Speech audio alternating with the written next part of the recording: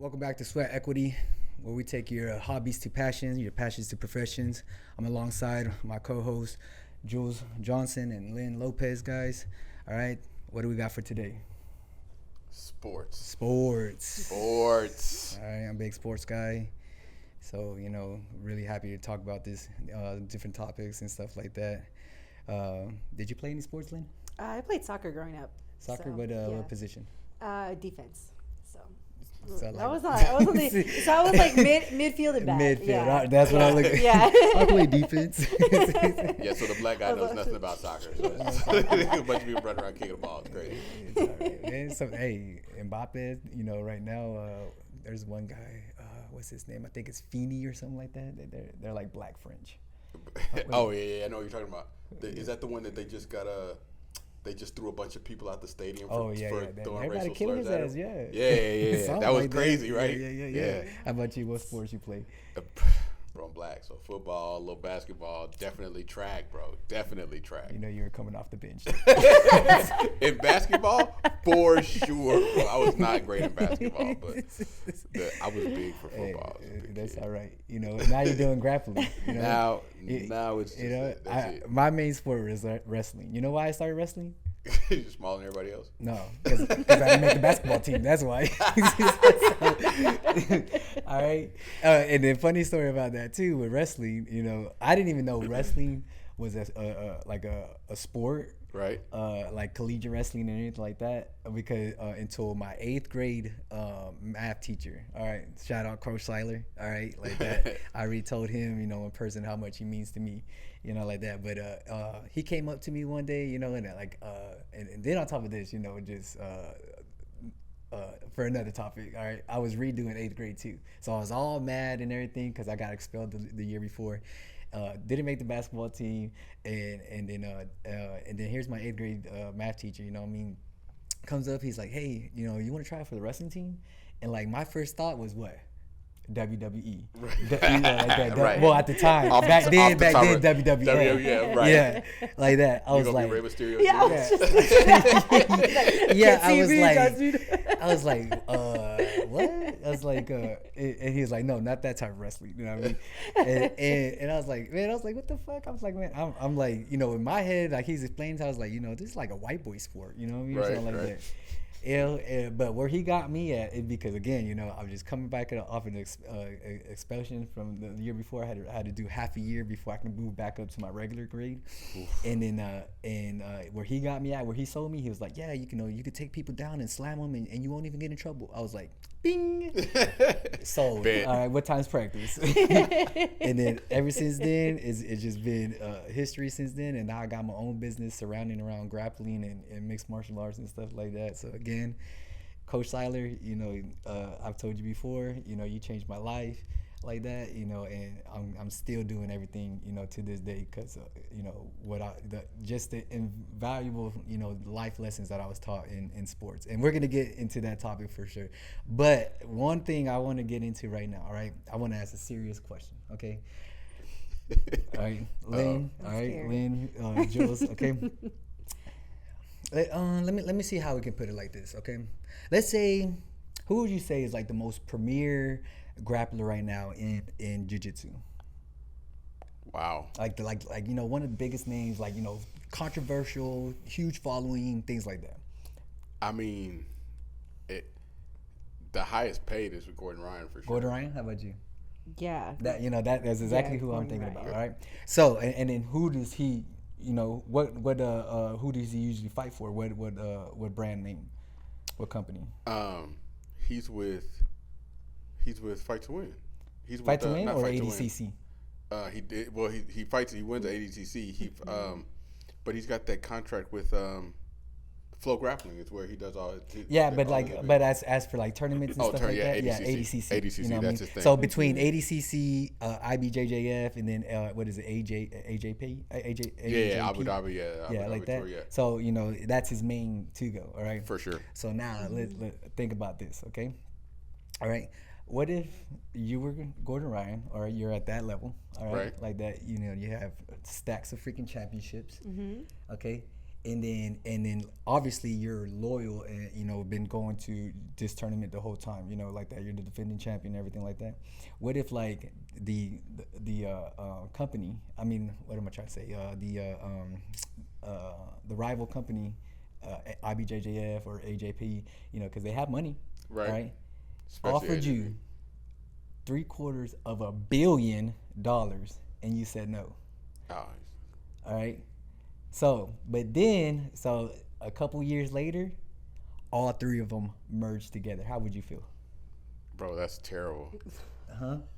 I don't even think my brain can wrap around that. Like, what? All right. And so the only reason I'm saying this, all right, so all right, like we're talking about sports. Yeah. All right. And I'm just making it in y'all terms, but I'm a big golf guy. All right. I've been trying to get you out. Oh yeah. I know exactly what you're about to talk about, bro. Yes. I know exactly what you're talking about. And it's not like he needs money. Right. All right. I looked up his net worth is 1.1 million. And if y'all don't know who I'm talking about Tiger Woods, y'all. T-Woods. All right. Tiger Woods, y'all. All right.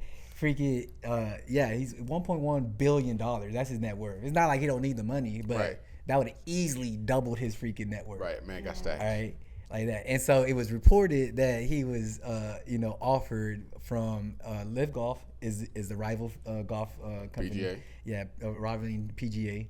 And then he said no out of just loyalty and everything like that. And then now, if you didn't know, well, now y'all know. All right. PGA, LIV Golf, and then there's another Canadian golf company I didn't even know about. All right, they're all merging together.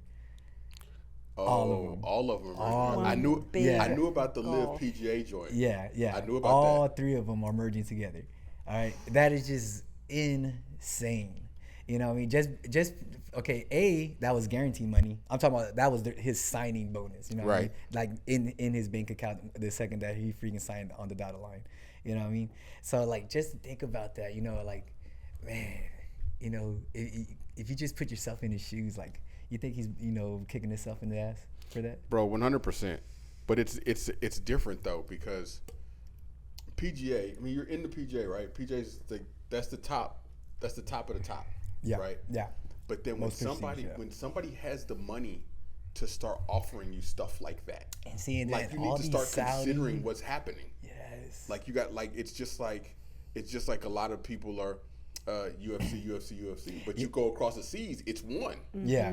You know what I'm saying? And then, like, where are the warm winds blowing? Like, where can I get? Because at the end of the day, athlete or not, loyalty or not, your loyalty has to be to your family, bro. Yeah, like, like, man. Like, you gotta have self-loyalty, bro. I need the money in my bank account. Yeah, I get it. Pay me. I get it. I get it. That I'm pretty sure. That's one that in hindsight, looking back, you're like, dang, I should have took the money. Well, and then even if you need it or not, it's like, yeah. So then for Tiger, you've won the championship at PGA. Mm-hmm. So now somebody's paying you to give you the opportunity to go dominate someplace else. Mm-hmm. Like, because it's guaranteed money. So if you don't know how golf works, all right, like it's very slowly. That's how it works. Strictly okay. So the big difference between PGA and then LIV Golf. All right. So PGA, all right, it's a 4-day event. All right. They always start on a Thursday. All right, and then you have to make the cut on by the end of Friday. All right. Okay. So and the cut. Meaning your shooting score, it just depends on the average of the whole field. And off the top of my head, I can't let's just make it an even number. 100 people. There's 100 people in there. All right. The number one guy, the solo leader, he's probably shooting a -10, under par. All right. And then let's say par is 70. All right. Okay. So. All right, so par 70, that means that he's shooting 10 strokes under 70, so that means he's shooting 60 shots, all right? And let's say the last place guy is shooting 10 over, so that means he's shooting 80 shots, right? All right, so then that means the cut on Friday will be 70, all right? Okay. Like that, you see what I mean? I got you. All right, so at the end of Friday, half the field is being cut. If you're not on the line or above it, all right, like that. I mean, or below it. Right. Below it. All right, like that, you're getting cut. You're not making it this Saturday. Okay, you're not gonna play on Saturday, and so all these guys, all right, if they play on Saturday, they're gonna get paid. All right, so then half the field is cut. All right, that means 50 people are gonna get paid like that, and you're talking about even the last place guy, he's making like $15,000, something like that. Right, for 4 days of playing golf. Yeah, exactly. So like golf is no joke. All right, I know for a fact. All right, and I just read I just saw a study, or someone was talking about the other day like that, and they were talking about how kids just or parents need to be realistic with their kids in sports. You know what I mean? Like, or just you when you're coming up, even if your parents didn't put you in sports like that, and then you're in high school and you're for sure going into college, and you're thinking about doing a sport, like, be realistic. You know what I mean? Like, you're not going to be the next LeBron James. You're not going to be the next Odell Beckham Jr. or like that, or, in baseball, freaking Jeter, or not even someone even more, Jordan. No, the outfitter for the Yankees. He just signed that massive contract. Why am I not thinking of his name right now? Bro, it's gonna hit me. All right. So, anyways, but you're not gonna be the next big guy. You know what I mean? Like that. He's not that big, He's not that big. He's on the end of his. He's a short. He's a short guy. Yeah, he's a little guy. He's not a shortstop, but he's a second baseman. He is a short guy. But he's a little guy. He's tiny. You understand that he got cut about 3 times before he actually made it to the pros, right? Bro, like that. Pretty short. All right. It's crazy. But let me get back to what I was saying with that study. All right. And he's an anomaly, you know what I mean? Yeah. But you want to go to the safe route and for longevity wise too, for like that, because these guys they perform at a high level, but it's full contact like that, or it's just bad on their knees or the shoulders, whatever it is, all those sports. All right. All right. You tell me freaking how many ACL tears or freaking rotator cuff tears or anything like that is happening in golf. Right. Hey, my son, all right, like that for sure. I'm putting the second he starts walking, I'm putting a plastic freaking golf freaking club in his hand. He's gonna be hitting some balls. All right, like that. It's just long. And then they said the second one was tennis, and I was like, I don't know about tennis, man, because tennis is bad on the knees. You know what I mean? And then they play on different surfaces too. They play grass, turf, and clay and stuff like that. Man, I'm like, you gotta have them Serena Williams strong legs. You gotta look at, but you're right though. You gotta look at that because that's one of the things that I always say. You go in the hood, and everybody say basketball, football, but nobody looks at baseball. No. But you don't have any. I mean, people may get mad at this, but you don't have many fat 40-year-old basketball players. You got some fat 40-year-old baseball players. Yeah, you had Escalade for man one, man. He was dunking on everybody. Escalade was bananas. But like it's long. If you're going to talk about being a professional athlete, one of the things you need to look at is longevity. Football is by far the worst. If you talk, were they averaging like 3-4 years of career? Yeah, if that. And honestly, it just depends on what position you play. Right. You know what I mean? A running back is like 3-4 years. Quarterback, you probably get out about 5 years. You know what I mean? Like that. People think they're going to be a Tom Brady 20 years. Like, nah, come on. Nah. Not a thing. Not a real thing. No, for sure. Like that.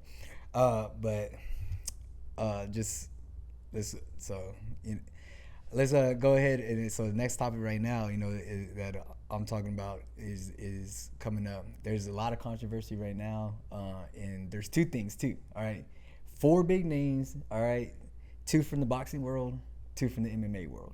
All right, have you heard of this like that? Yes. All right, the first one, all right, is this whole freaking back and forth with Tyson Fury and John Jones. Stop. Stop.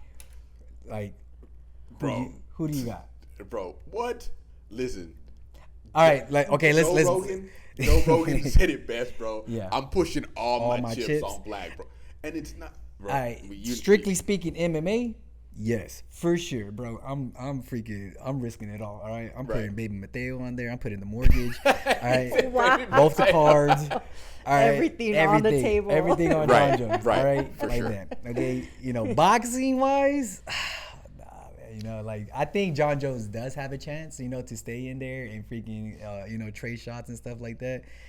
But at the end of the day, and this always comes up, even after the fact, that Conor McGregor is crossed over, with Mayweather, And even for him, that's not even his world, and he still freaking put out a good freaking match, right? Before he ended up getting finished like that. But yeah, I'm like, it's not, I've trained at boxing gyms. I was just about to say it. I've trained at boxing gyms, all right? Yep. Like that. I did one of my camps at a boxing gym like that. Me, Adrian Yanez, all right? Yep. Like that. And it's a very different atmosphere. It really is, and I tell my students all the time, I'm like, between boxing gyms and MMA gyms, it's just so weird because MMA gyms, like, it's a culture as for where we're grinding together, we're a team together, we're watching out for each other. I know I religiously tell my guys all the time, I'm like, look, man, I'm like, not everyone here that's training is freaking a fighter that wants to come up and actually want to fight amateur or pro or anything like that.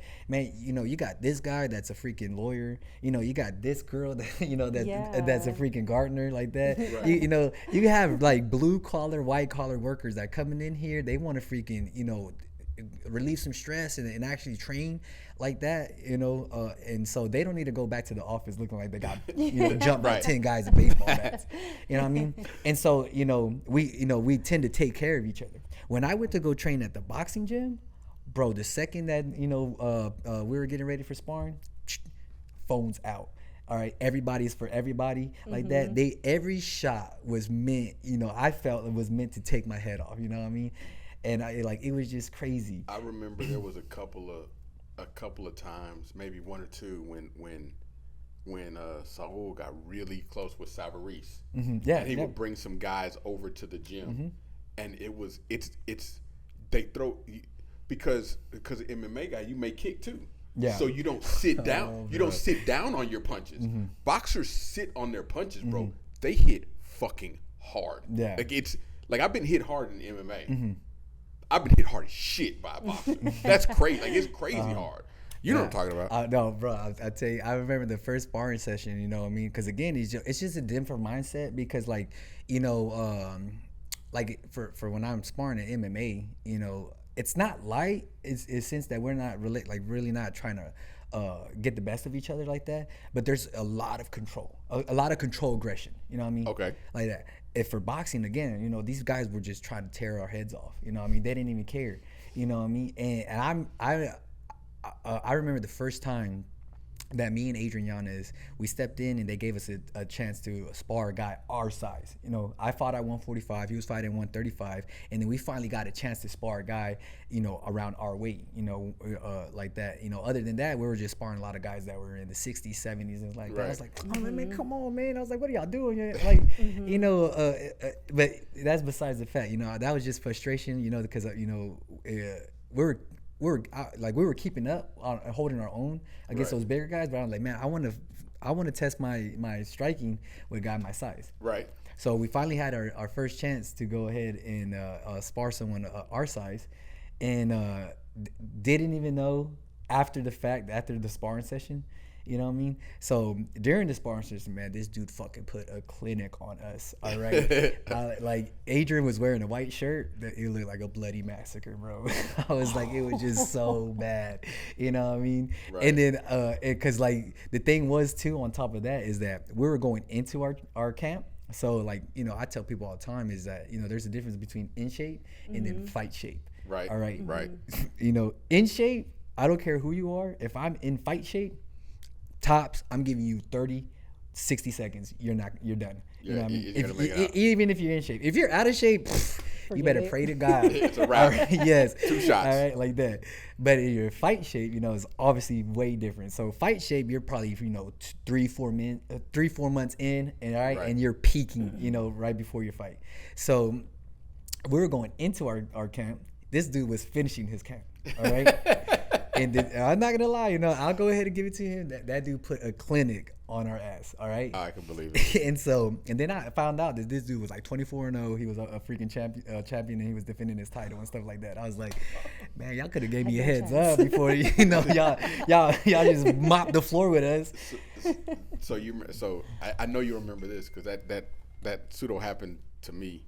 Remember when Bubba Bush used to come train at the gym? That dude, and he would come right before cornbread his fight. Strong, bro. Cornbread strong, So at the time, I was loitering around 190, 185. Mm-hmm. He was a 185er when he fought in the UFC. The dude was twice my size. Yes. He was huge, and he was a wrestler. And Yeah. it's Bro, I Trust remember me. seeing him one time after a weigh-in, like that, and this dude was chugging a gallon of milk for his rehydration. What the fuck? Yes. yeah. The dude is huge. Yes. He's got a gym out by College Station right now. I Did he didn't know. puke after? No. What? Like, I guess, I don't know what he BVMMA? knew. Milk's pretty thick. I don't Yeah. know. No. We still had a 24-hour, freaking, Yeah. before the fight. So, like, I don't know what he knew about milk and recovery and things like that. But I was like, Protein. I That- bet it was that whole shit. milk. Probably nothing but animal Yeah. fat and protein to get back in. well, let me get back. Yeah. Let me get back to the boxing though. All right. So then, tables reverse. All right. Freaking now, because this was the first and only time that I went to that boxing gym for a full camp to work on my hands and stuff like that. Now we're 3-4 months at the end of our training camp. That guy comes back and he's starting his new training camp for his next fight. Put it on him, bro. I got my get back. All right. But you're right though. Yeah. It's way different. Because you're in shape. You're in shape all year round. Mm-hmm. Like because you're training all the time. But when you're right there, when you're a week out, when you're 2 weeks out, you're almost there. A, you're mad as shit because you're hungry. But B, you're almost there. Like because if you have a good coach, you're training your body to peak perform at 8 p.m. on Saturday night, June 11th, because Yeah. that's when your match is. Like it's timed like almost perfectly. And so there's not too much I really respect from the flamboyantness of Mayweather and stuff like that. Obviously, he's super successful, a lot of money and everything like that. But as just him and his character and things like that, that's another thing. But one thing that I really respected him about, especially getting the mindset of preparing himself for a fight. This dude would always train. He would always train, and he had his body adapt to being up late at night. right. So he would start his training like midday, get everything done, and like he would be doing his runs and everything like that to peak at the end, and like this would be like somewhere anywhere between 12 and 1 o'clock, because he knew that's when he was gonna fight. That's when his fight was. That was his fight. You know what I mean? And he wanted his body, his circadian rhythm and everything like that to be up and awake and performing at that time, like that. And so that's some next level stuff for sure. Anybody that's looking to like that, just having an edge on your competitor. All right. So Tyson Fury, John Jones. Now you know who's throwing their hat, boxing guy into the ring. I don't know if you caught this one. Deontay Wilder, the Bronze Bomber. All right. To this day. To this date. To this day. All right. And you know who he's talking works with? Who? Ngannou. Oh God. Everybody wants to fight him. Ooh. Well, Ngannou, he still has this huge passion to be in boxing. You know what I mean? Man. He has this huge passion like that. He his whole journey. Have you heard his crazy story before? Oh man, just trying to get to America, or just defect from his country in Cameroon and stuff like that. He got arrested and freaking transported back 3 times. Was working in Man. I think I heard some. I'm not too familiar, but I heard some. I don't know all the details, but it was just super crazy. Yeah. He was trying to freaking jump the board and everything like that, and they just kept bringing him back, and then finally made his way to France, and now freaking UFC freaking heavyweight champion of the world 2-3 years later, and then and then obviously it's a wrap in history of what he's been doing for MMA like that, but he's always still wanted to be a boxer. So now, him and Deontay Wilder are going at it, and Deontay, went on bare knuckle boxing the other day. I don't know if y'all saw that. I didn't see it. And You gotta watch it. yeah.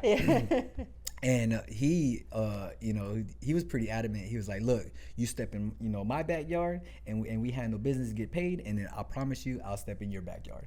I think out of all like the call outs and stuff like that, I think that one felt super genuine and sincere. Like he meant like, you know, like for real. Like back and forth. Yeah, like you know what? I'm serious about this. I'm tired of all the boxers, you know, freaking just staying in their backyard and just inviting MMA guys. Right. It's time for one of us to go over there and really show that, you know, we can do it too.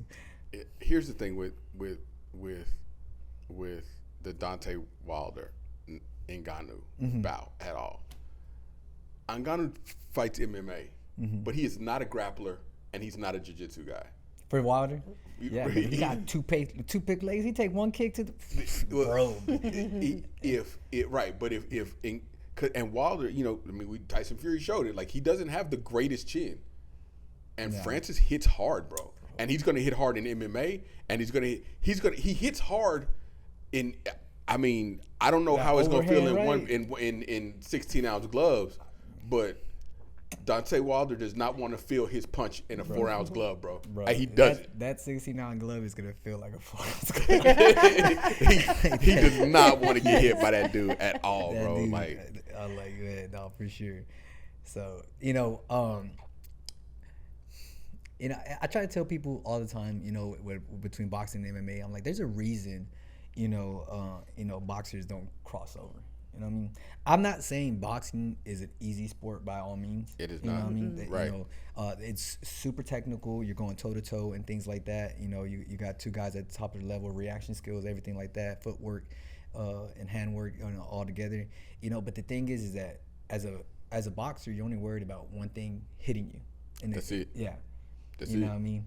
And as for MMA, I'm like, you got 8 limbs hitting you. You got your fists, your elbows, your knees, your kicks. You know what I mean?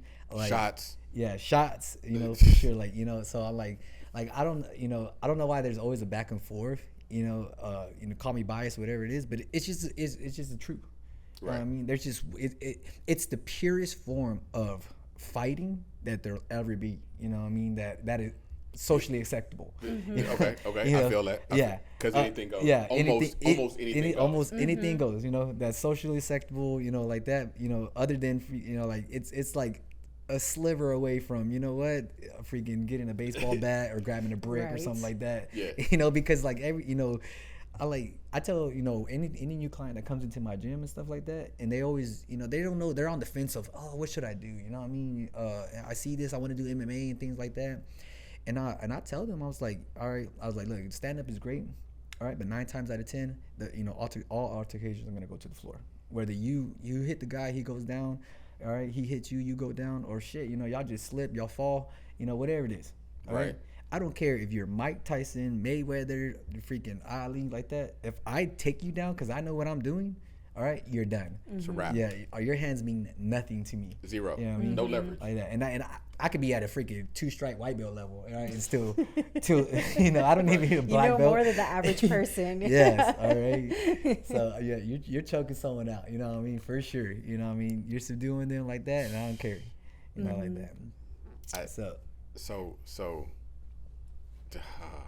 So while you're talking about boxing, you know, this is the last week was the week. Did you? I know you were watching Lynn. Worlds was last week. Oh yeah. Did you watch any of it? Yeah, for IBJJF. Right? Yeah. No, it's crazy. Yeah, for sure. You know, it's a huge surprise that Tynan Alper. You know what I mean? Everybody thought he was a shoo-in like that. And honestly, look, I was telling them this the other day. I was like, I don't think, you know, he lost because he wasn't ready, or, you know, maybe he was sick, or like, I don't think there's any excuses, you know. And if even if there was, Tynan, you know, anything that I've ever seen with Tynan, he's not that type of guy anyway to be like, oh, you know, I mean, I had my big toe hurt, or, you know, like that, or, you know, I had some sand, you know, like that, whatever it is, you know, right? Like, you know, he even in his wins, and like, you know, if he's winning and then he, you know, he didn't perform at a high level and stuff like that, he even says, you know what I mean? Hey, we got the job done, but it wasn't my best. You know, we just need to get back in the lab and, you know, correct everything that, you know, like that. But I just think that Jansen, he was well prepared. You know, it was the right strategy to beat Tynan, because when you watch the match, he kept the grip on the pant. And he didn't let Tynan get to the point where he wanted to be. Yeah, Yes. And it was making it very hard for him to get his hips out from underneath him. Yes. You know, because he, you know, Holding doing, them right there. you know, working his X and his double X and, you know, like those flower sweep kind of variations and things like that. It was very hard for him to get his hips out, you know, like that. And then, you know, even for him, you know, like, man, it just, like usually I think that was probably like the most entertaining black belt match I saw that ended in 2 advantage points that I ever seen. You know what I mean? You talk about, oh, well, how'd they win? Oh, it was 2 advantage points. I'm like, I bet you it was boring. No, not this one. Not this one. You know, they were back and forth and it was a lot of movement, but no one was scoring. So that's why it was so entertaining. Yeah. And then at the very end, you know, for Jansen to stay on top, and I think it was like, obviously it was less than a minute because Tynan was trying to sweep at the very last second, trying to get it like that, and man, he just held him off, and you know, got his hand raised, and so it's the difference between, like, some people will, like, they just throw everything at the wall, and some people are trying to win. Mm-hmm. He was trying to win. Like, Jansen was trying to win, and he got to the point very early in the match where he got a couple of advantages, and then after that he was still trying to advance forward. He was still, but he wasn't sacrificing stuff to get. And it was super smart. It was very, very well played. And there's an interview that Tynan did on. I saw it on Instagram or something, and he was like, just like you said, he was like, "Hey, back to the lab." Yeah, and I get it. Yeah, you know, he's not gonna dwell on anything. He's just gonna take it for what it is, and you know what, correct it. Like, in all honesty, I feel like, you know, if they meet again, all right, that he's going to probably beat him like 10-0 or something like that. Yeah. Well, 100%. You know, so you know this is their this was their second or third match. For real? I thought it was the first. Jansen beat him at purple belt. As a matter of fact, at purple belt, first time meeting at black belt. First time meeting at black belt, because but at purple belt, Jansen hurt Tynan's knee, but Jansen was up. He was he did pans in middle heavy, and then he came down to middle, and I think it really paid off. That, you know, I just kept saying, obviously saying, he had a good weight cut. I was watching. I was telling people, I was like, listen, man, the dude he came in second in pans at middle heavy. Like, he's fighting bigger guys and doing well. Yeah. He's coming down to smaller. Yeah, he's going to be stronger. Like if he has a good weight cut. Weight cut. Obviously, he had a great weight cut, and you know, just the weight difference of handling those middle heavy guys and then going down to the middle guys. I'm pretty sure it was a fucking breeze. But it wasn't just Tynan, because he beat Tyru Atolo too. Yeah, that was a surprise, you know, because, you know, people that surprised me, it was Ty, you know, him being knocked out in the semis. Freaking Mateus Gabriel, you know, he didn't even make it to the finals. Everybody thought, you know, he was going to come back strong. That's you true. know, he wasn't there at all. You know, so you know those were some big surprises. I'll tell you one guy that was surprised that even made it into the finals. All right, was Andy Murasaki. Or no, right? Yeah, he was in the, you know, because he was down big time. Came back with the sub. Huge. 10-0, bro. Like that. And I don't even that was in the quarterfinals, right? Or something like that. I think quarters or the semis. I can't remember. I don't think it was in the semis. I think it was in the quarters. Because it was Saturday. It was Saturday. Yeah, it was somewhere early. You know, like that, and they're like, that's it. Go ahead, call it a wrap. You're going home. You know, like that. Nah, this dude came back, subbed the dude, and then ended up finding himself in the finals. You know what I mean? But you know, he had a tough match, you know, against Gustavo. So one of the ones that it wasn't a surprise to me what happened, because I had been telling people, Rooster Weight. I've been telling people that it was Lucas Pinero's year. Mm-hmm. I had been saying he Pan Am, Brasileiros, like he was coming back. And what surprised me is his retirement from competition right after winning. Hey, man, that's what surprised me. You got to finish on top, bro. So, dude, I think I looked it up. He's like 27, 28. Like, he's been grinding trying to get it. And then I think he was just like, yo, like I got it. Like, I'm good. Like, this is what the grind was for. I'm good. Yeah, I was telling Lynn, because I don't even know the guy. You know, I know his face is very familiar, and if I'm sure you who he is, you'll be like, oh yeah, he's a legend. He's won a lot of stuff like that. But he was talking about, you know, because he retired from competing at Adult Worlds. All right. Oh, Osvaldo Cochinha, yeah. The dude from Aries. Yeah. All right, like that. So you know how long he's been chasing Adult Black Worlds? championship? It's at least 10. He's a master, I think. 13 years. Yeah. Bro, I've been doing jiu-jitsu for 12 years. I was gonna say it's at least 10. Yeah. He's been chasing adult black belt world championship for 13 years. I'm like, I can't even fathom that, bro. I'm like, just for me to get my black belt took me 10 years. He's been competing at black belt for, to get that world like that. And I'm like, God, it's just so tough, man. It's and no slouch. Tough. Yeah, he said the closest he got was third place. Bro, no slouch. Mm-hmm. Very good, like super solid jiu-jitsu, but the problem so this is what the problem is, like they're getting younger, bro.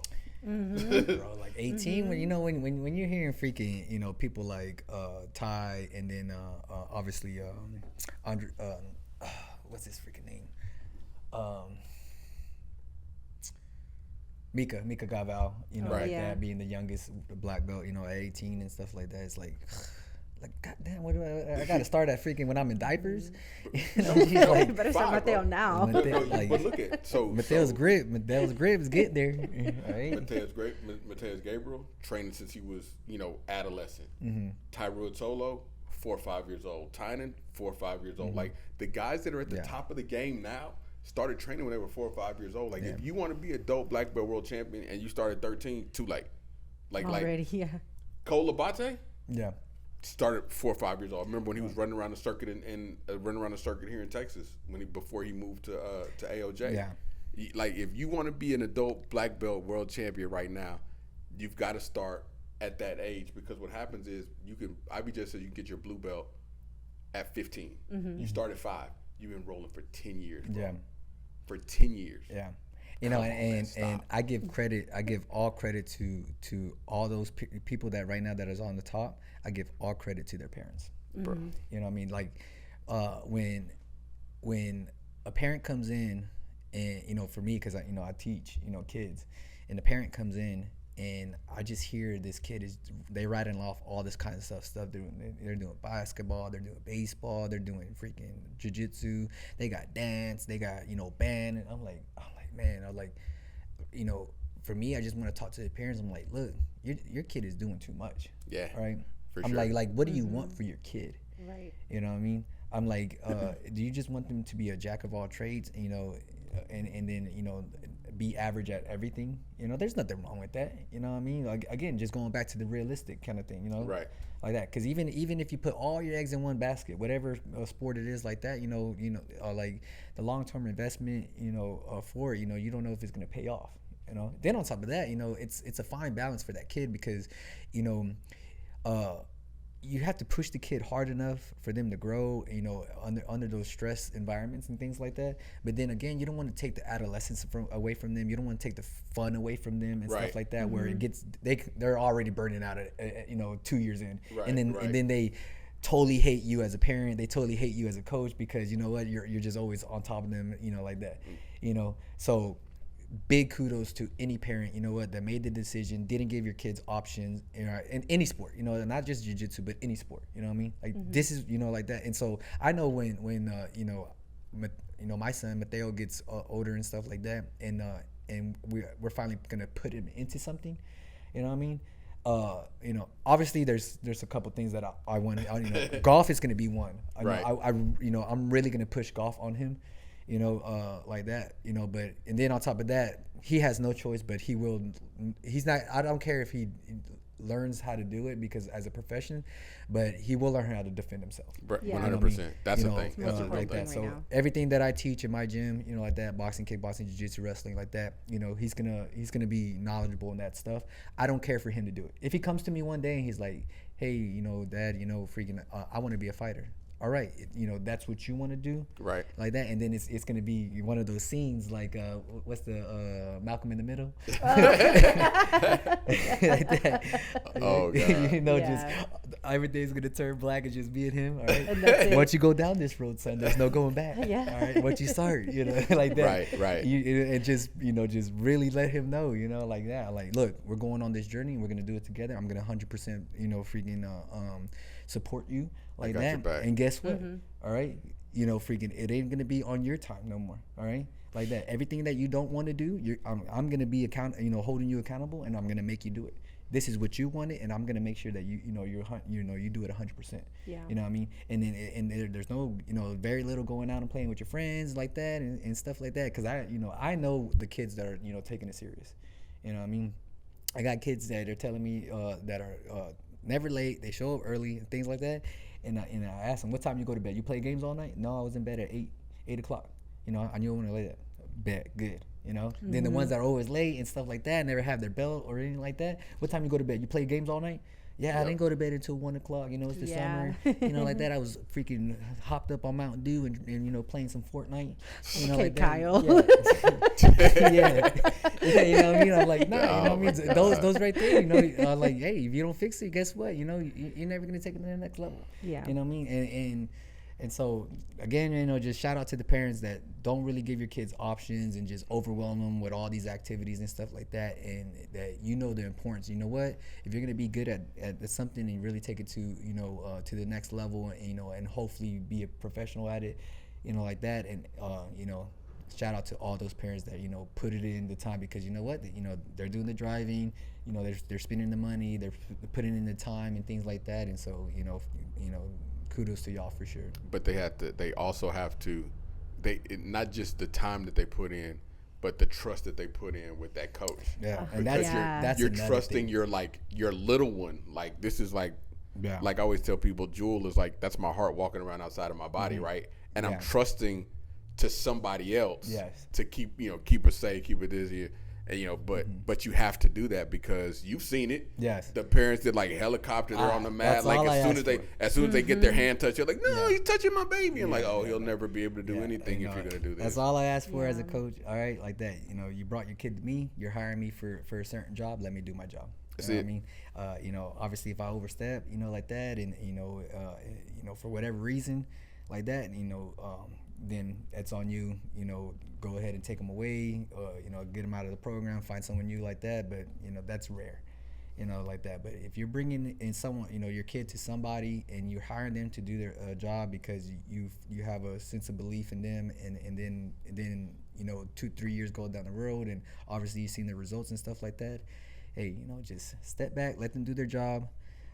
For sure. If anything, I encourage the parents. I'm like, hey, if you want to say something, hey, go ahead, suit up, go to the class, start training, start training yourself. So I know that I'm not gonna say, but if you don't know, then how can you tell somebody what to do? Right. Like you don't understand. Yeah. And then you're just sitting there yelling. Like this happens all the time in the jiu-jitsu. I don't know, y'all have seen it. Mm-hmm. The parent is yelling like kill him, choke him, break his arm, and you're like, what are you talking about? Oh, I hear it. What are you talking about? All the time, man. I was like, man, these are 5-year-olds. Right, like what? You're breaking arms already? Yeah, what? Yes. Chill out. No, for sure. So hey, parents, if you were 100% invested, and then you start to cross that line as the coaching, hey, you better be doing the work too. Just get on, and understand. Just get it. And I think if anything, I love it. I love seeing that because it takes parenting and like the parent kid relationship to a different level. Right. You know what I mean?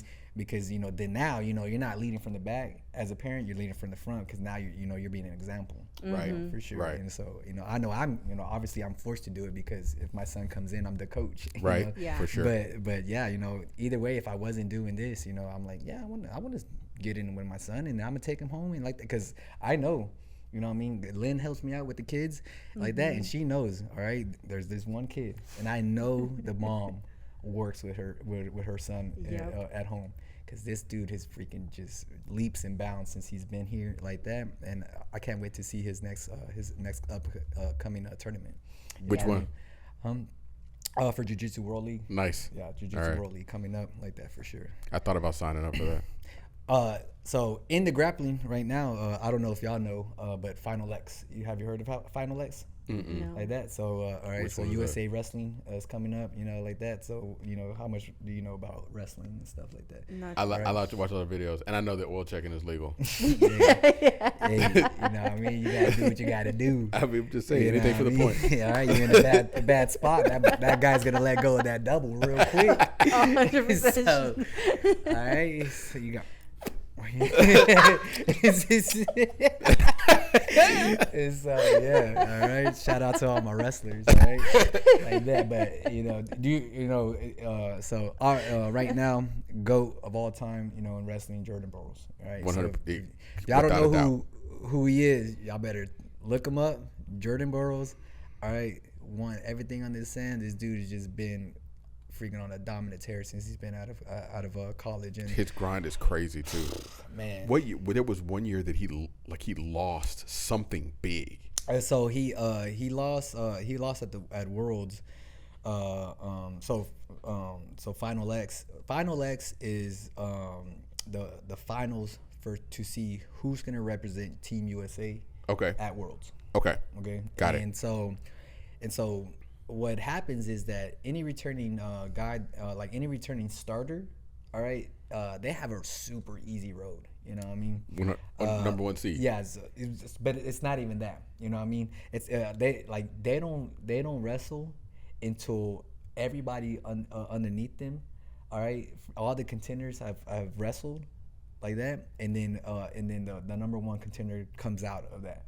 Then they wrestle that guy for the starting spot again. Okay. You see what I mean? Right. So they don't have to wrestle until everybody already did all the scrapping, and then Final X, they'll meet in Final X like that, Lincoln, Nebraska, and then they'll go again it, and so when it comes to freestyle like that, so there's 3 different types of styles. You got folk style, which is usually just high school, college level. Then you got freestyle, which is the semi-professional route for when you're going for Olympics and things like that. And then you got Greco-Roman, which is it's a wrestling variation of what judo is. There's no you can't level change and take shots to the legs like that. Everything is all just upper body, tosses like that, and then back exposures when you finally get them down to the mat and things like that. So that right there is super tough. Cool. Yeah, it sounds and tough. So Final X, that's gonna be coming up. Jordan Burroughs, he's freaking nearing the end of his career like that, and honestly, like, dude's not even fucking slowing down. You know what I mean? How old is he? He's my age, and we look nothing like. Was that the guy that you showed me a picture of the other day? Yes. All right. He's a fucking specimen, bro. Yeah, this dude fucking is chiseled from fucking granite stone. You know what I mean? I would. Hey, everybody has their price. You know what I mean? For sure. So, but this dude, and man, and he has. I want to say 4 kids, bro. I mean, 2 of them are for sure already wrestling, and they're killing it, man. The pedigree is just ridiculous. You know what I mean? Wow. So I know he's a happy dad seeing them, coming up and already wrestling and things like that. And so I'm like, but. Yeah, this dude, if y'all don't know who he is, check out all his highlight videos, freaking try to, get something in your tool bag, to, whether you're doing gi or no gi like that, to level change and wrestle and take the shots, like that. This dude's freaking blast double is second to none. I mean, this dude has the best, blast double ever, But see, like you were talking about with Mayweather, Jordan Burroughs grind, just his daily, like the way he works out, bro. He's not working out like champions are working out. Like, champions want to work out like him.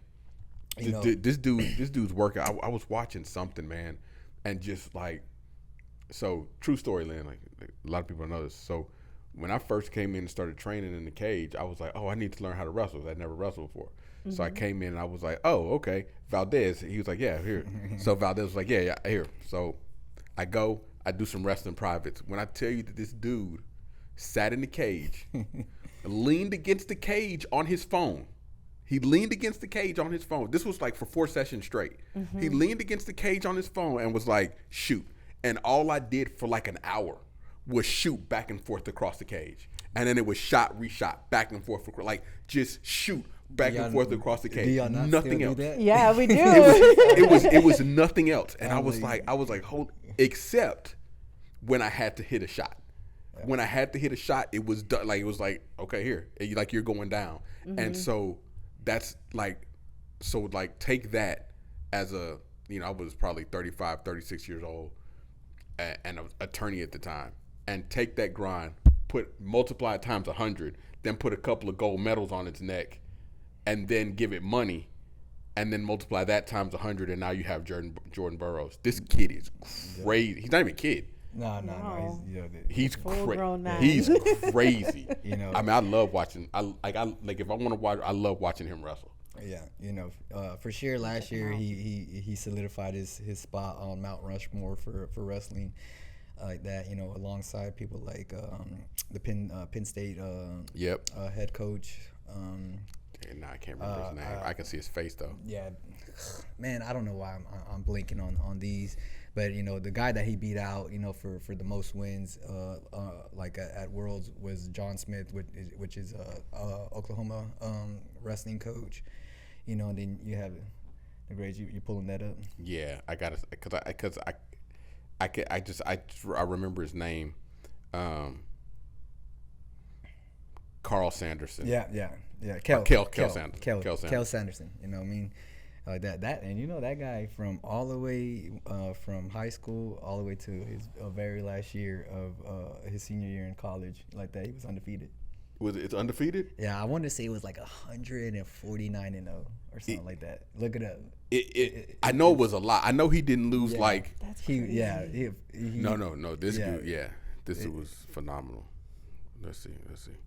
And recently he came back and did a trial. He had like a bet with one of his 159 and up. 150. Yeah, I was 10 off. Yeah, I was 10 off. Yeah. Dude. Yeah. When I was in high school, that's all we talked about. It was him. Him. There's another guy named Brent Metcalf, was just an animal. You know what I mean, like that. But he was it. And I know recently.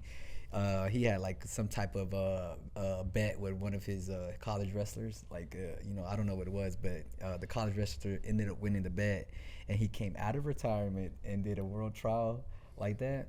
Smoked all the college. Never hasn't wrestled in forever. That's how good that dude is. Yeah. You know what I mean? No, he's good. But like but the thing is like right now, Penn State is the place to be at right now with his under his tutelage and things like that. And you got people like Bo Nichols.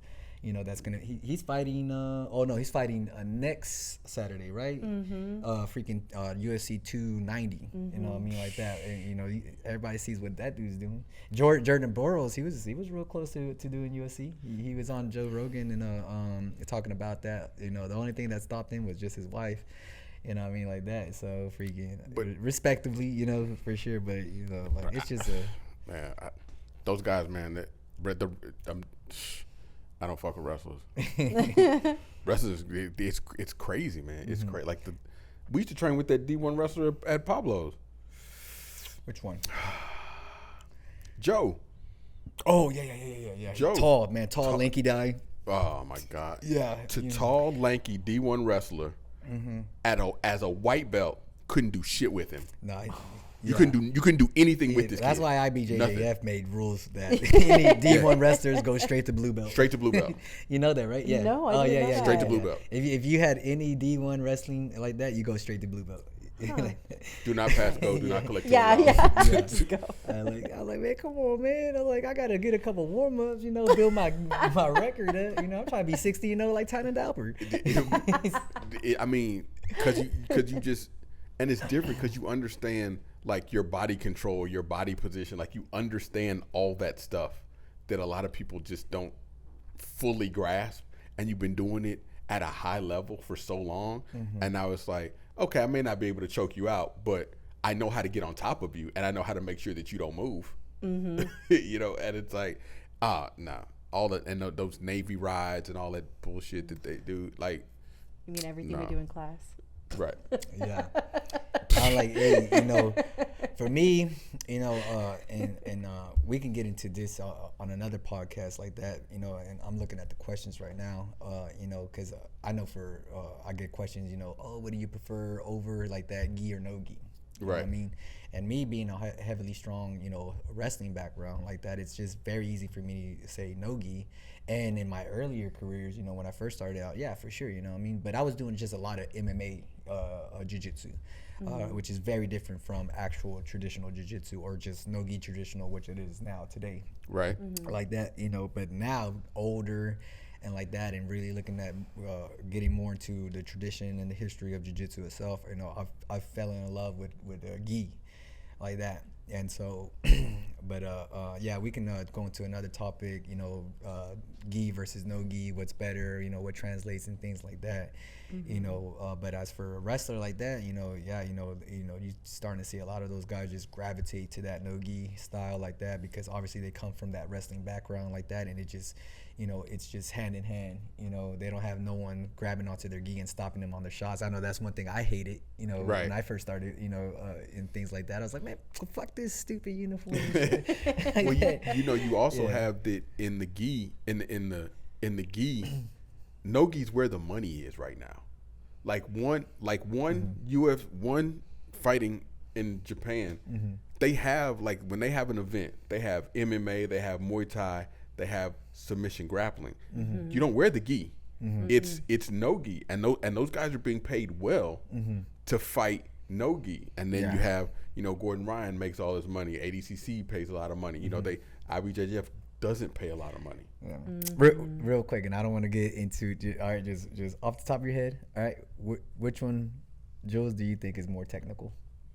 Oh, gi's more technical. How about you? Gi? Yeah. All right. Hey, we're going to talk about that. We're going to get back into that one. 100%. Because I had a guy come in here, you know, like that, and he was an older character, like that, and he was one of the, you know, it's not too often that I get someone coming into my gym, you know, like that, and that really did their research, you know what I mean? Okay. And I got real excited, you know, when he started talking to me, because he knew who Saul was, all right, and then he knew who Paulo was, all right. Okay. You know, so you know, that type of guy, you know, that type of clientele that's coming in and they do the research and they know, you know, people like that, and then they want to come in and train under you like that because of your pedigree like that, you know, that gets you really excited, you know, for a business owner, as a coach and things like that, because, you know, like, oh, you know, like that, like I don't have to sell you on what I'm teaching you like that. You already know. Now, you know, we're just freaking starting to build, you know, whatever like that. And so, and that was one of the questions that were coming up between us, you know, because we're going back and forth between what was more technical, gi or no gi, like that. And so we had, you know, he was hitting on some highlights, I was hitting on some highlights like that. But you know, for sure that's going to be a topic down the road. All right, but sticking with the sports and everything like that, and what I want to go back to is just kids, you know what I mean?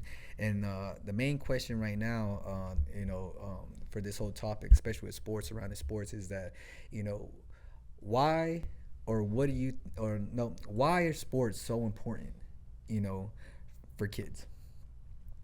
What do you think, Lynn? What about you? Yeah.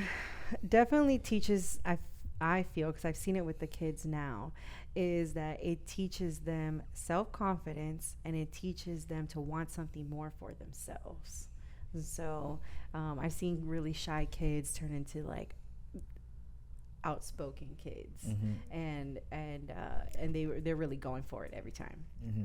I feel like, you know, they're already outspoken. I'm pretty sure if they're at home, they're, you know, that's who they are. Yeah. But you know, it just gives them that outlet. Like, you know what? Now I'm confident. I don't need to be shy no more. Right. And now I can be who I want, because now, you know, now they're in public. You know what I mean? They're amongst their peers and things like that. And you know, for sure. How about yourself, Jules? So I feel like this, man. When it comes down to sports, and not just for kids, but for anybody, like you should be teaching kids how to handle adversity. Like, because life is not always going to go exactly the way you want it to go. And there's no such thing as a sporting event that goes exactly the way you want it to go. Like, it just doesn't happen. And so that's what happens if you're doing sports the right way. Then the kids are learning how to deal with adversity, but they're also learning that adverse situation, is not the end of the world, and B, there's something you can do to not end up in that adverse situation again. And that is like, that's like one of those life lessons that goes, you know, way beyond the field. Building like blocks. if you get it, and if you get it when they're young, Yeah. they'll be fine when they get to college. Mm-hmm. You know, for me, you know, I think the biggest importance of, you know, starting kids young, you know, in sports and stuff like that is, you know, they start to learn and know how to function outside, you know, in public. Right. You know, and I think that is just one thing that's just, you know, we're getting so far away from and stuff like that, just with just the convenience and amenities and things like that, the comfort of home, like that, you know, especially, you know, something like coming off of COVID. You know what I mean? I was just thinking that. I You was know, just those COVID thinking kids, that. you know, they built different. Bro, they're fucking weird, bro. They really are. You know, yeah. So Jules turned one. Uh-huh. Jules turned one, and then the country went into lockdown. Yeah. Right? So it was one and then lockdown. And then when everything finally opened back up, like, and she started going out around people, like, it was hard because she had only ever been around her family. She didn't go out. She didn't go around. So people made her anxious. Now, y'all have both seen her. She doesn't really have that issue anymore. Like, she's out. Yeah. But that's a real thing. And then you have these kids that you know, they only play video games. They never go outside. Like, go see some grass, kid. Like, get out and be out in the world and knowing how to deal with people, man. You know, when it comes to like actual sports and stuff like that, or kids doing video games like that, like, it's a fine line because, you know, honestly, deep down inside me, I feel that with the sports industry, all right, that it's gonna go like we're talking about in the future. You know what I mean? Like that it's gonna go to a point where sports is no longer going to be played on the basketball courts or football, things like that. It's going to be more EA and like esports. Esports, that's what we're talking about. Yeah, esports like that. Because there's already kids that are making freaking millions of dollars. Millions. Crazy like that. If you've stuff. ever gotten to that world like that, like, you know, as a parent, you know,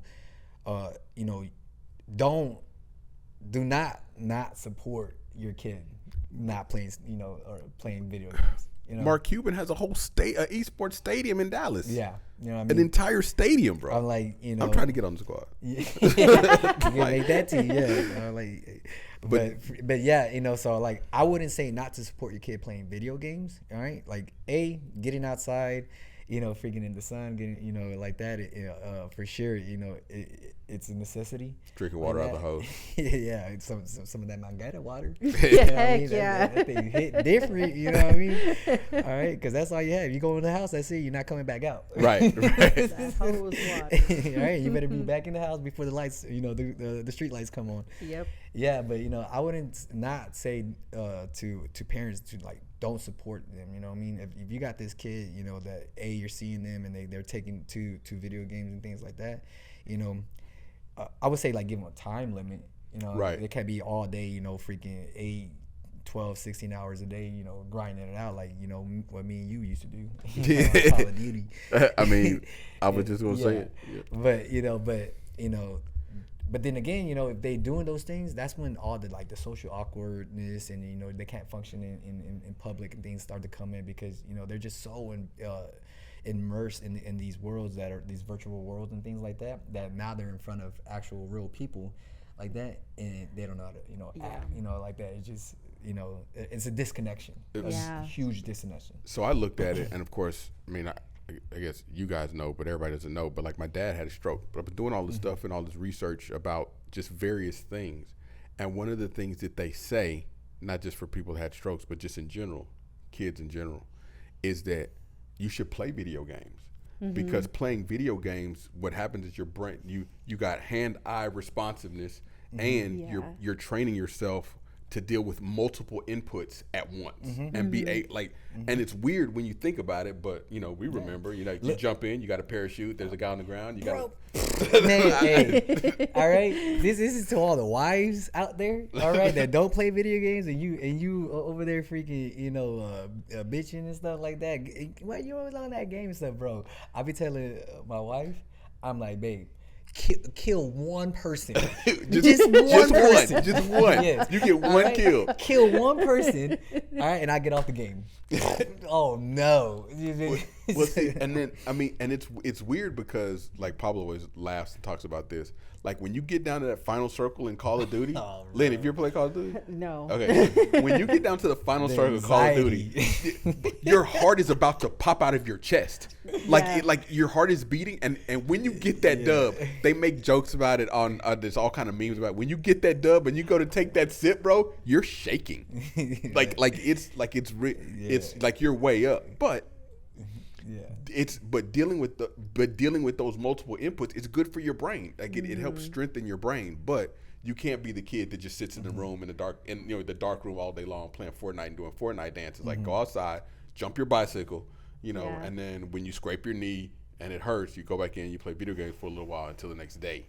And if you but if you can find that good balance, right, you're good. And so that's what you're getting back to, the sports wise, because like in the virtual world and stuff like that, there's no consequences. Right. You know what I mean? Anytime, they can, push pause, quit the game, restart, log whatever off, it is like that. Yeah. Endless lives. You know what I mean? There's no consequences or anything like that. In the real world, when you're, you out there and you're playing sports and, like that for the kids, is that now they know there's consequences. Right. It's not just win or lose. You know what I mean? So you're right. And I said this earlier. I said if you're doing it right, because if you're giving out participation trophies, bro, yep. You might as well just be playing. You might as well just be playing NBA Live and turn the game off whenever, because you don't really understand the consequence. Like I went out, I played, and I got a trophy anyway. And most of the time, it's the same size trophy as the winner. It's like it's not even like you get a smaller trophy. It's like we all got the same trophy. It's like, come on, man, stop. Yeah, I totally understand that. You know what I mean? And for me, so I had one kid the other day. He told me, because we're training. And I always like to finish the game off, the training session off with some type of game, you know what I mean? Right. Like that. But the thing is that, all right, kids, let's go ahead and play, coach wants to play a game. And the kid immediately, he was like, oh, coach, I don't like your games. Because they know at the end of my game, the winners win and the losers lose. All right? What happens? And so he said that, and I just laughed, like that. But the thing is that they didn't understand that, because it prepares them. You know what I mean? It doesn't just prepare them for a tournament, whether they win or lose, like that. Because obviously, how many times have you seen a kid, freaking lose, and then they're just bawling their eyes out, like that? Because why? As a parent, you've given them everything they've ever wanted, like that, and then now they're out on their own. As a parent, you can't go on that mat. Right. You know what I mean? I hope you don't go on that mat. Like that. But you can't go on that mat. You're going viral. Your child is alone now. All right. Right. He's doing all the thinking for themselves. You know what I mean? Like that. And again, all right, for them, that's their final circle. Right. Like what you're talking about in the game and stuff like that. Right. Because it's so tunnel vision. It's going 100 miles an hour. Like that. Freaking. You just hope to God as a coach, that you prepared them enough that you can give them simple cues or instructions that they can get through the match and actually come on top. Right. But then again, because now they have resistance. All right. I think that's one of the biggest things that sports brings to a kid. That really gives them more adversity at the end. Is that resistance. Coming from another kid their age. Their weight class, their belt rank, or whatever sport it is. What I mean? Like that, because now, it's not just, what I'm trying to say, like it's not just skill set and stuff like that. It's a big combination of a lot of things, and so, but at the end of the day, it's just the hard work aspect. That was I listening, was I focused, was I putting in the training, or was I slacking, all that stuff, and so, to build that adversity and stuff like that, they get their hand raised like that, then it's all worth it and it pays off. Right. That. And I told the kids the other day, I was like, what is the hardest thing? You remember the question I asked? Let me think about this. I asked them, I was like, what is the funnest thing and what is the hardest thing when it comes to jiu-jitsu tournaments? Yeah. That's what I asked. Yeah. All right. And I simply just raised my hand. All right. Because I think at the time, there was already there's 3 or 4 kids that already done a tournament. Right. Like that. And then when they raised their hand, a light bulb went off on their head. Like that. The funnest thing is all right, when your hand gets raised. Why did your hand get raised? Because you put the work in. Mm-hmm. You know what I mean? You didn't, slack off in class. You paid attention like that, and then That grind. all that grind in the hour, like the hour that you put in, Monday through Saturday, in the classes every day like that, and then you finally go to the tournament on Saturday and you perform and you win. Getting your hand raised, I mean, you're gonna have the biggest smile on best feeling ever. Mm-hmm. You know what I mean? And that's all the way up to an adult. You know what I mean? Yeah, like all that. the way, for sure. all the way, for sure. You know what I mean? But then, what is the hardest thing? Getting your hand raised. Getting your hand raised. Yeah. All right, because the accumulation of everything that you did, it just like that. Is it worth it? You know what I mean? It's constantly going through your head, especially as an adult. Is this worth it? Mm-hmm. You know what I mean? There's a lot of doubt and things like that, especially for a kid. You know what I mean? There's always that doubt. And then you're just trying to really convince them and tell them, every single day that you can do this, And they've never had to face any adversity. No, you know what I mean? Because anytime a situation has gotten bad for them, mommy and daddy's been right there to save them and get them out of it. They had that safety net But underneath there, but to now catch them, now that safety net is a ref, and all that ref is gonna do is keep you from getting your arm broken. But you're not gonna win. Yeah, yeah, and see, and there's constant, so that's where it comes in, like that. So winners win, losers lose, and for the losers, like that, there's gonna be major consequences. You know what I mean? Are you gonna get injured, like that, or you're just gonna escape with just a loss, and then once you lose, what do you do after that loss? You know what I mean? You get fed up and you let your kid cries and he doesn't want to do it, and then as a parent you just go ahead, okay, well, you don't want to do it no more, that's it. Yeah, you know what I mean? How many times have you ever seen that happen? Those parents are setting their kids up for failure. Yeah, they're setting. You're setting your kids up for failure. You lose, okay, what did you do wrong? Mm-hmm. How do you fix it? Mm-hmm. Right. Not, okay, you lose, well then you just don't do it anymore. Yeah, go do something else. And that goes back to what I said in the last podcast. Like that. You're only a loser, if you didn't learn anything from it. Right. You know what I mean?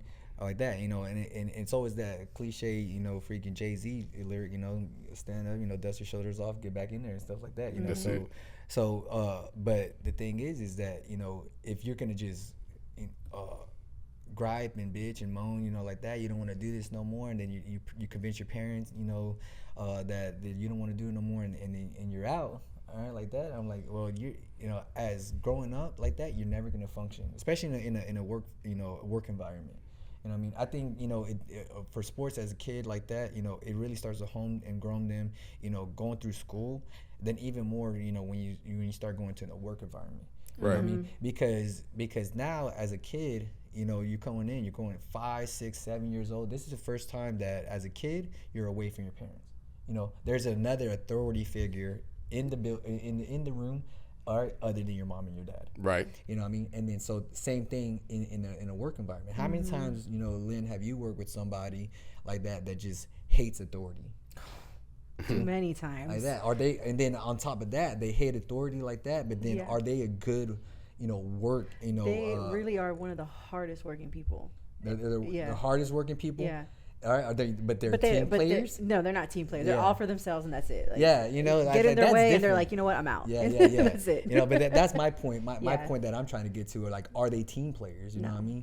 Like that. Like individually they're gonna get the work done. Oh, right. Yeah. You know what I mean? But as team players like that, listening to their boss or executing any demands and things like that, like they're not gonna be dependable. Right. Like that. And so like do you as a parent do you want to teach your kid that? You know what I mean? You shouldn't. No. You shouldn't. No. What are your other thoughts on that? I mean, I think it's because, and this is very, very weird, but it kind of plays in. So I'm 46. My parents been married for 50 years. Mm-hmm. My dad just had a stroke. Mm-hmm. So whenever my mom sees my dad struggling, she runs to go help him. Yeah. She runs to go help him. But I'm like, Mom, you have to stop doing that because that's hurting him. Because there are things that he needs to relearn to do on his own. Yeah. And it's hard as hell for her to say, and I have to be like, Mom, stop. Mm-hmm. He can do it.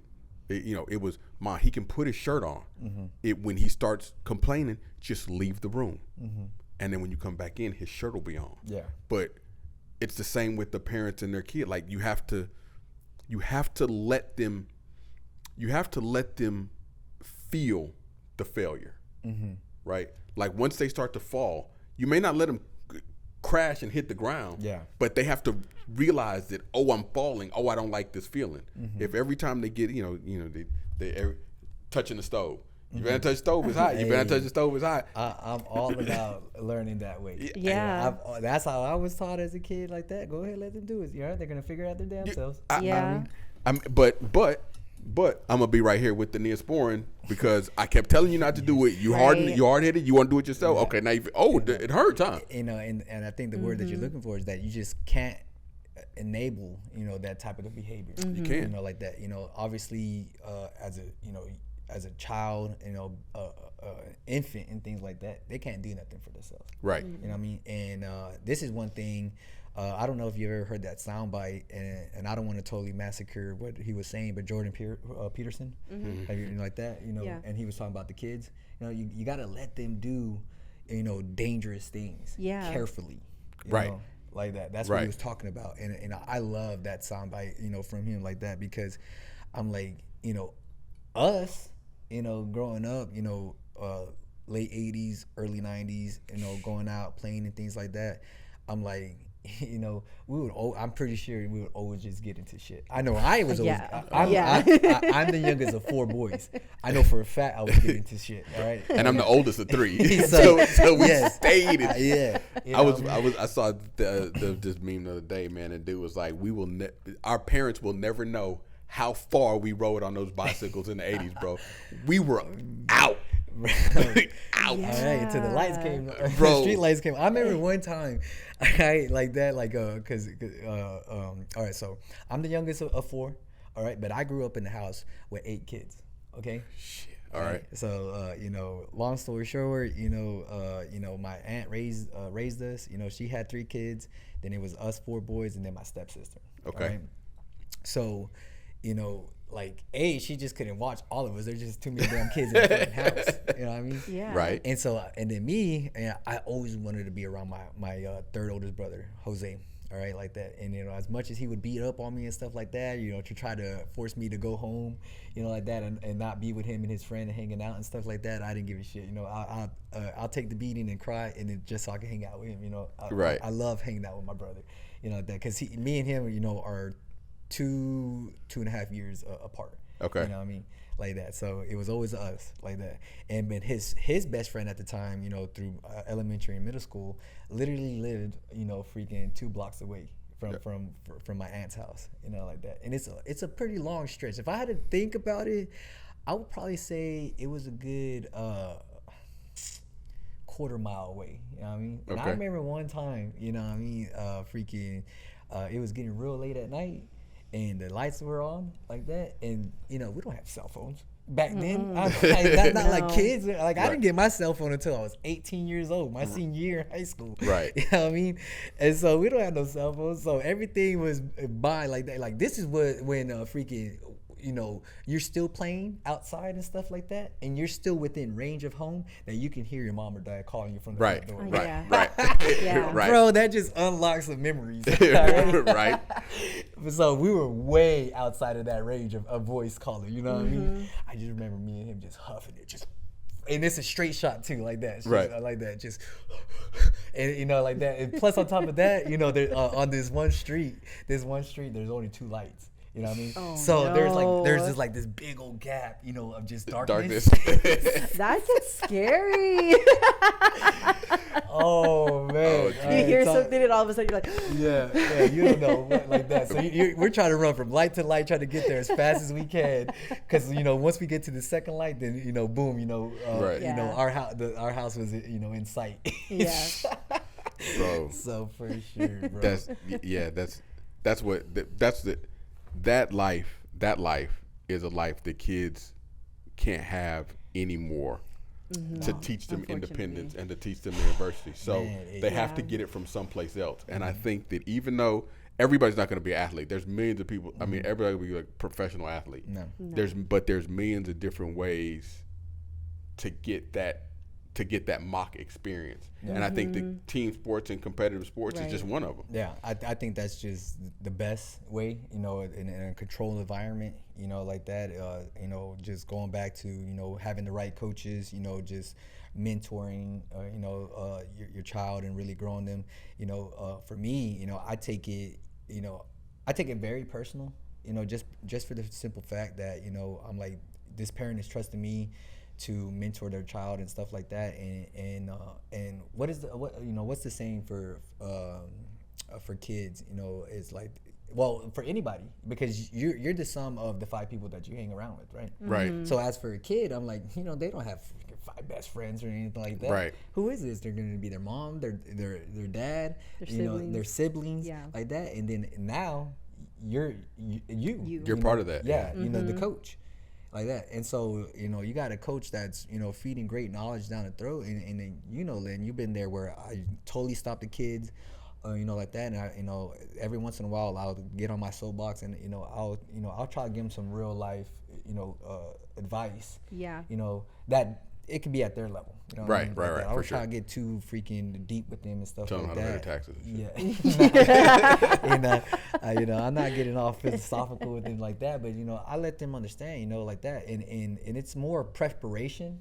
Like, hey, we're getting ready for this and stuff like that. Right. Some of us are gonna win, some of us are gonna lose. You know what I mean? Or hey, like whatever it is, like hey, I'm seeing this too much where people are picking on other people and stuff like that. And it's about like team building kind of stuff. Right. I remember those. Not just being individual. Yeah.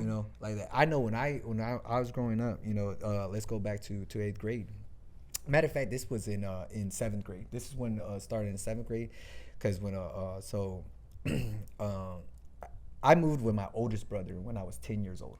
All right, so I moved out of my aunt's house, ended up moving with my oldest brother, and he was in the military, so moved all the way to North Carolina. All right, and then in those school systems at that time, you couldn't do a team sport until you were in 7th grade. Okay. All right, and so I just could not wait to be in 7th grade. All right, I didn't make the basketball team. Didn't make the baseball team, like that. The only thing I was put on was track, and that was because you automatically make the team, and then if you're not good, guess what you're doing?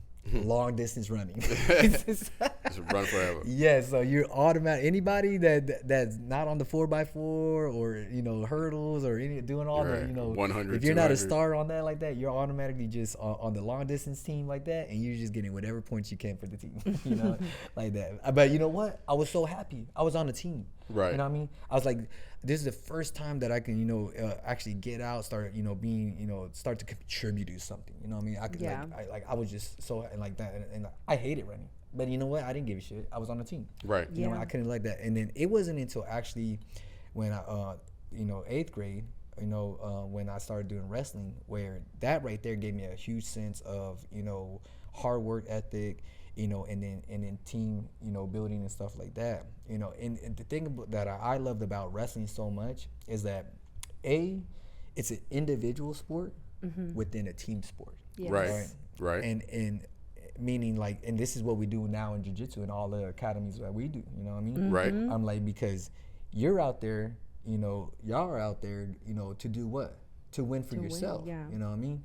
You go out there and you're training for yourself, like that, but then because you're winning and you perform and you win like that, that contributes to the whole overall team points. So the overall team gets, the trophy like that. And I always like that aspect, like that, because in basketball, in football like that, it's a team sport. But the thing is like, freaking if we're on the basketball team and you're fucking up, you know what I mean? You're not hitting none of your shots, and now we got to carry your load, and and then we're in this championship game, and you didn't pull your weight. All right, guess what? We just fucking lost. We just lost. Yeah, you know what I mean? And it is what it is. Same thing for football, whatever it is. Someone could be off, all right, and then the rest of the team has to carry their weight, and it just might not be enough. Right. You know what I mean?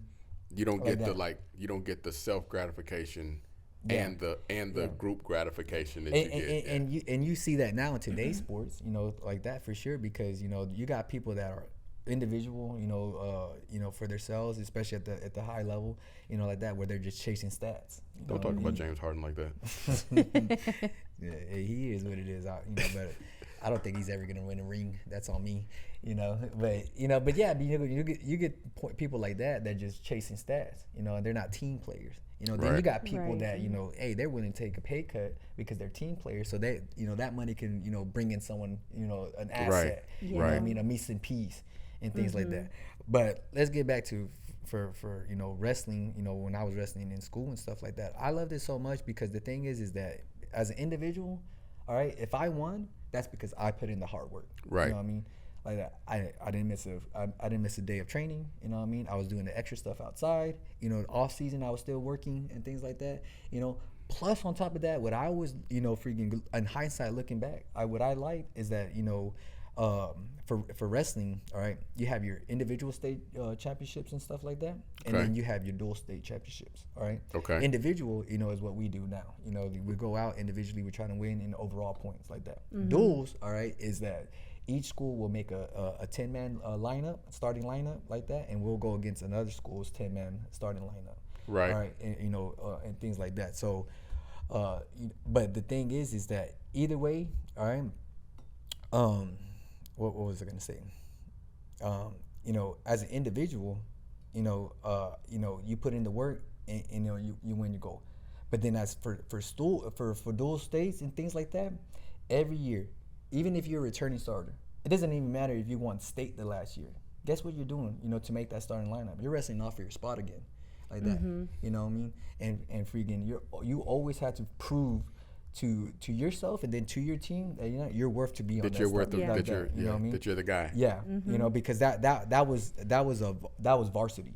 You know, right. You know, in the sense, you know, for duels, you know, when we start doing dual tournaments and stuff like that, yeah, your varsity, you have your JV, like that. You know, so that's what I always liked about it. You know what I mean?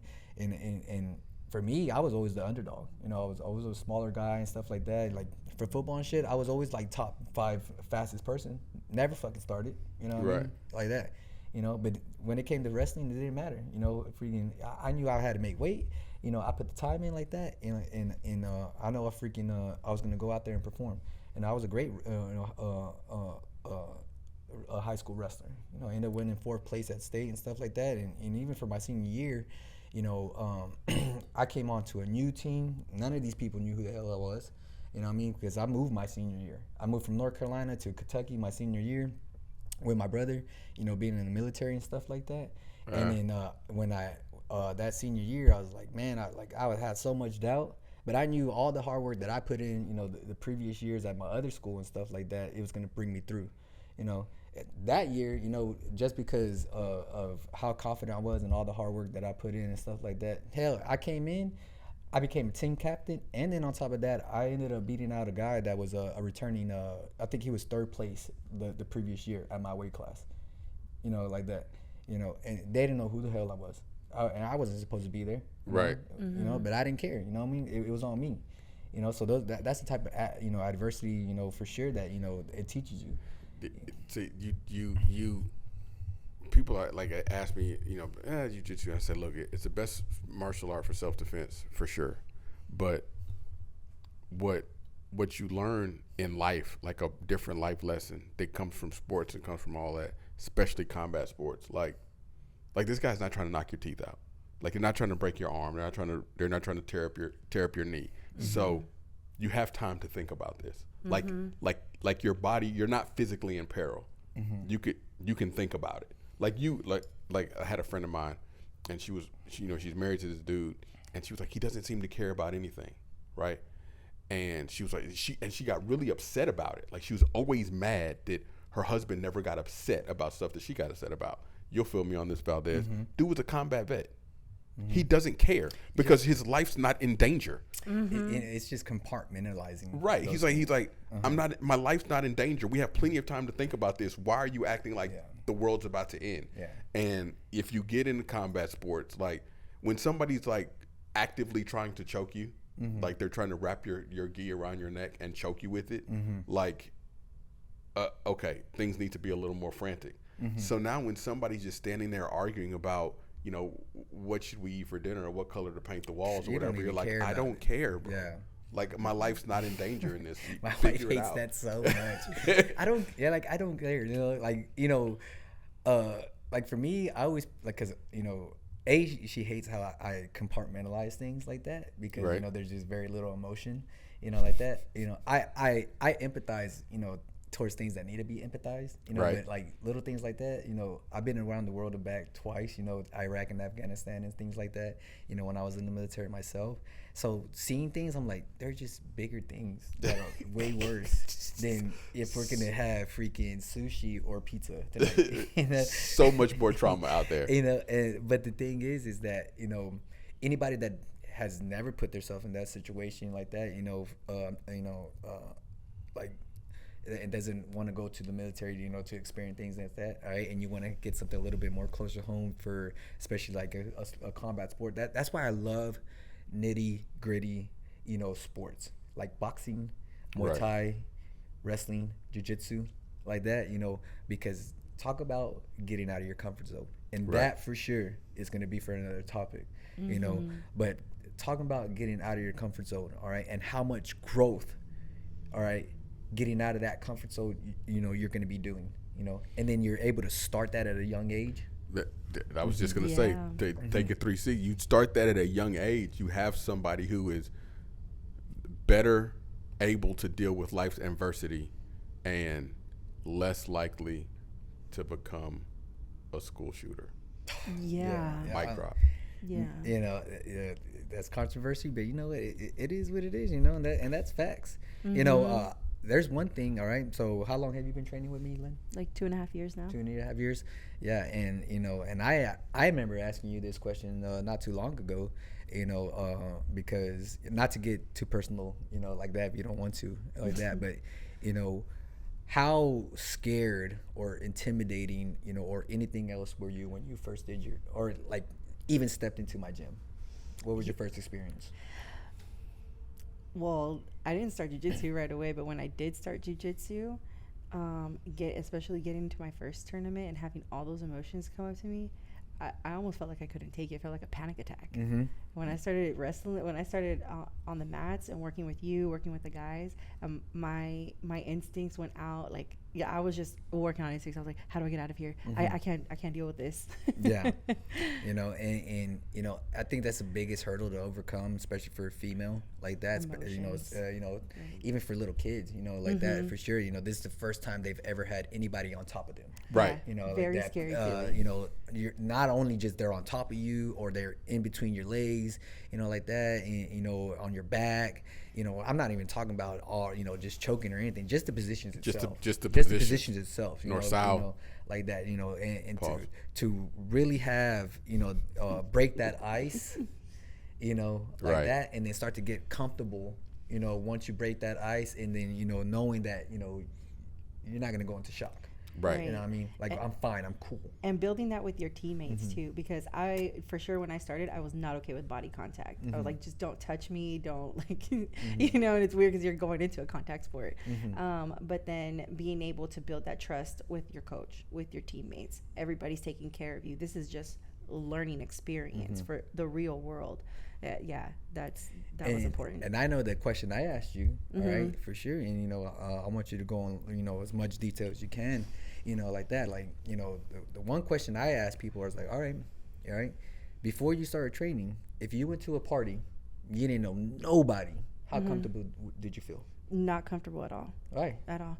I just always felt like I was in danger. I couldn't protect myself. You don't know anybody, you know what I mean? You don't have that safety blanket or anything like that. You don't got mom and dad. Again, you know what I mean? You know, and then you're an adult for sure. You know, what are you going to do? Yeah.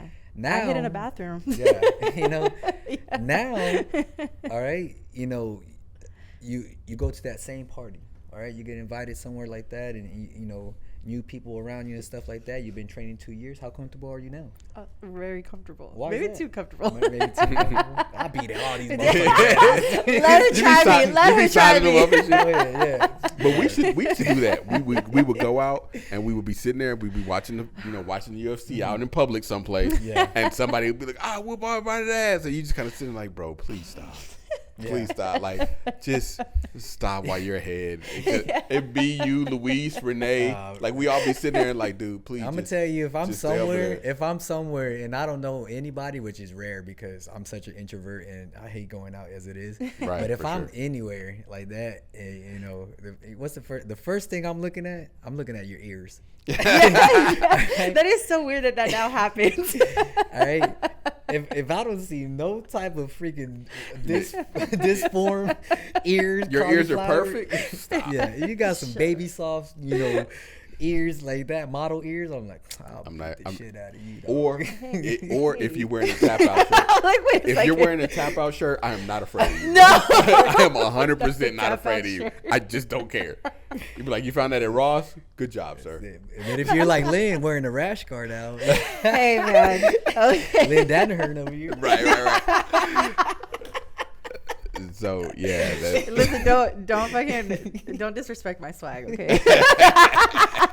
Yeah, but let's just get back, like for sure, putting yourself like that, just what your mindset, why is that? Why is your mindset like that now? Why you feel so much more confident? Because I was able to prove to myself that I could. That was the biggest thing. And and more thing is just because now you've been tested. You know Right. what I mean? Yeah, I've been Like put in that. those situations where I have to. It's now or never. Like that. And for sure, if you're not working out of your comfort zone, this is anything in life, whatever it is, through business, health or fitness and stuff like that, and you're trying to, have a different desired, result like that, things don't change unless things change. that's it. Yeah. You know what I mean? And so going back to kids and stuff like that, that's why it's so very important because, things at that age, everything's changing for them. There's so much going on at that live. They're taking in so much information and stuff is changing like that. And, as a parent, you got to let them grow. You got to let them adapt. You got to let them overcome. It's easier for them to adapt. Yeah. You know what I mean? And if they don't and they're, you're always coddling them and stuff like that and keeping them close, for sure, they're never going to get out of that. We build the fear into our children because they don't have it. Like a kid doesn't know that the stove is hot. We tell them the stove is hot. We tell them, no. And every time they do something dangerous, we start yelling and we panic them.